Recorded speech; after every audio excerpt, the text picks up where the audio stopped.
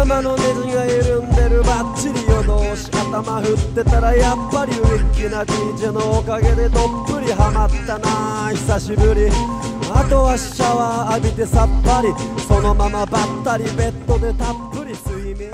Okay, so ini adalah kereta-kereta display yang ada dekat The Curve Center Court. Okay, ni adalah depan bahagian kaunter. So as kau nampak, KWB pun ada masuk juga dekat sini. Alright, so kita dekat Curve, korang boleh beli tiket dekat sini, beli offline ataupun beli online. Okay, so kat kereta-kereta display ni, so jom aku tunjuk korang ini apa yang ada kat kereta display ni. And minggu ni kita masuk ke Retro Havoc. Okay, alright, so first daripada tepi ni lah, kita ada CRX daripada R&R Exhaust. Dah parking kat sini, nampak setup kereta macam mana, clean. Belah sini dia banyak kereta-kereta yang clean, belah sana kita kereta-kereta stiker. Lepas tu nampak daripada Abang Vizo Autopart, hantar SB3. Ni kita 2 biji Honda kat sini. After 2 biji Honda, kita ke depan dan kita akan nampak ada Celica ST205. Ini daripada Kal Auto Detailing, Abang Gigi hantar kita ni untuk display dekat Retro Havoc ni. Untuk korang yang tak tahu, kereta ni adalah 4 wheel turbo, tak apalah seperti tengok rally tu kan. Dan bahagian depan kita ada 2 biji kereta lucky draw giveaway. Yang ni kita ada Celica 2cc. Okay, ni juga kereta daripada Retro Havoc. So daripada ni lah nampak the street, keluar dekat depan yang ada apa, jalan luas depan tu. Depan ni kaunter untuk beli tiket. After that, belah kiri jom. Alright, belah kiri ni kita special sikit. Ini pun kereta giveaway ni.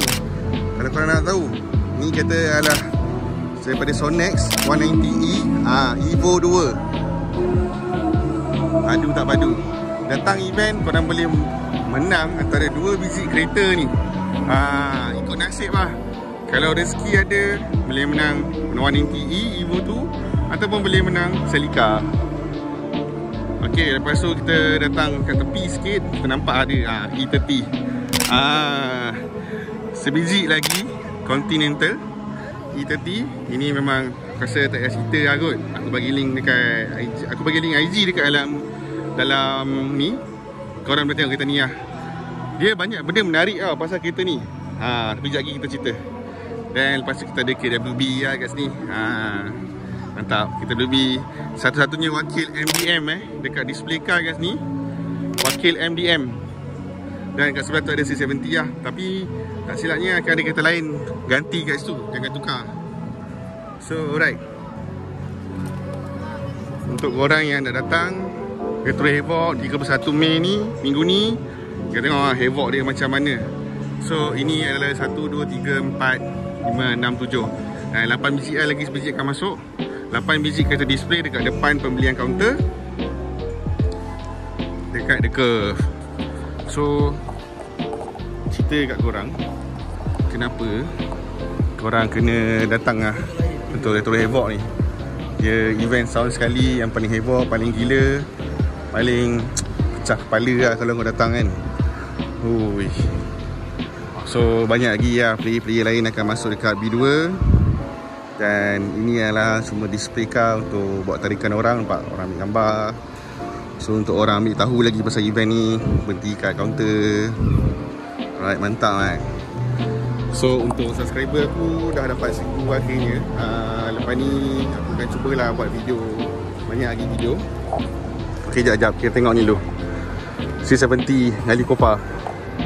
Aku boleh je duduk masuk dalam. Ni macam ni malah tunjuk ke orang kan, sebab ramai orang tengah tengok ambil gambar apa semua. So aku maintain kat luar lah. Ok, ada 8 kaunter kat situ. Abaikan kaunter tu, kita tengok ni dulu. C70 ni custom, tak silap aku dengar daripada Ali. Dia dah 150 engine dia. Tayar tu tayar Harley Davidson kiri kanan. And dia static suspension dia. Memang padu lah. Ini macam memberi idea je kalau kau nak buat satu kan motor projek macam ni kan. Dia nampak kecil tapi dia besar kat sebenarnya. Ni sebab dalam kamera aku pakai 0.5 ni, nampak kecil lah. dalam kamera kalau ni satu. Nampak. Padu juga ah. So okay, jumpa korang ke event.